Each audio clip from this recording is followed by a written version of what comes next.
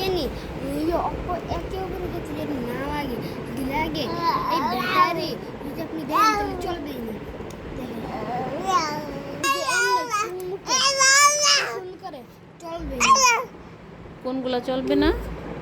এই যে মোটরগুলো চলবে না যদি এগুলো চুমুকের সাথে আকর্ষণ করে একবার যদি করে তাই এখন কি করতে হবে? এই যে চলে চলে না মানে একটা ব্যাটারি দিয়ে একটার দিয়ে তিনটা মোটর চলতেছে। ওগুলা কি সব জোড়া দিছো তুমি?